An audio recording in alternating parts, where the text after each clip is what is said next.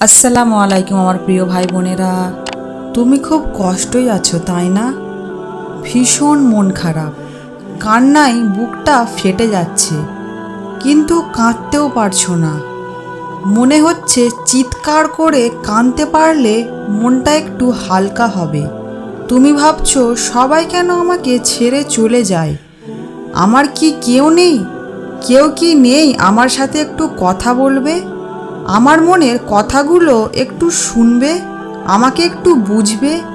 তুমি কি জানো তোমার রব সর্বক্ষণ তোমার সাথে আছে?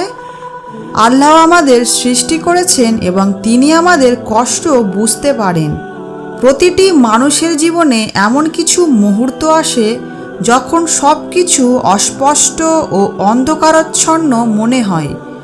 জীবনের এই কঠিন মুহূর্তগুলোতে একমাত্র আল্লাহর কাছে হাত তুলে দোয়া করার মাধ্যমে আমরা সত্যিকার শান্তি এবং শক্তি লাভ করতে পারি।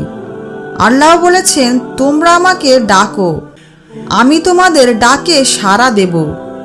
এই আয়াত আমাদের জন্য একটি বিশাল সান্ত্বনা। যখন আমরা আমাদের কষ্ট দুঃখ রবের কাছে বলি, আমরা তাতে শক্তি এবং সাহস পাই।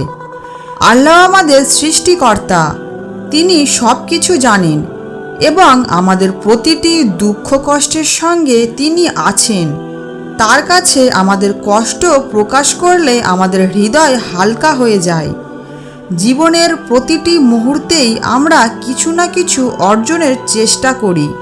কখনো কখনো সেই অর্জনের পথে আমরা বাধা বিপত্তির সম্মুখীন হই, কিন্তু মুসলমান হিসাবে আমাদের বিশ্বাস রাখতে হবে যে আল্লাহ আমাদের সঙ্গে আছেন এবং তিনি আমাদের প্রতিটি চেষ্টায় দেখেন এবং শোনেন। আমাদের প্রিয় নবী হযরত মুহাম্মদ সাল্লাল্লাহু আলাইহি সাল্লাম বলেছেন, দোয়া মুমিনের অস্ত্র। এই কথাটি আমাদের শেখায় যে দোয়া আমাদের জীবনের সব চ্যালেঞ্জ এবং সব সমস্যার সম্মুখীন হবার শক্তি প্রদান করে। দোয়ার মাধ্যমে আমরা আল্লাহর সাহায্য এবং অনুগ্রহ লাভ করি। দোয়া আমাদের মনকে শুদ্ধ করে এবং আমাদের মনকে প্রশান্তি দেয়। কখনোই হতাশ হবেন না, আল্লাহ আমাদের সাথে রয়েছে। রবের উপর ভরসা রাখুন, দোয়া করতে থাকুন এবং বিশ্বাস রাখুন, নিশ্চয়ই তিনি আপনার দোয়ার জবাব দেবেন। আল্লাহ বলেছেন, যারা আমার পথে সংগ্রাম করে অবশ্যই আমি তাদেরকে আমার পথে পরিচালিত করব। সূরা আনকাবুত আয়াত 69। এই আয়াত আমাদেরকে শেখায় যে আমরা যদি আল্লাহর উপর ভরসা করি, আল্লাহ আমাদের অবশ্যই সাহায্য করবে। আমাদের শুধু একটু ধৈর্য ধরতে হবে, একটু সবর করতে হবে। প্রিয় নবী মুহাম্মদ সাল্লাল্লাহু আলাইহি সাল্লাম বলেছেন, যখন কোনো মুমিন আল্লাহর কাছে কিছু চায়, আল্লাহ তাকে সেই জিনিসগুলো দেন অথবা তার জন্য আরও ভালো কিছু সংরক্ষণ করেন। আমাদের দোয়া কখনো বৃথা যায় না।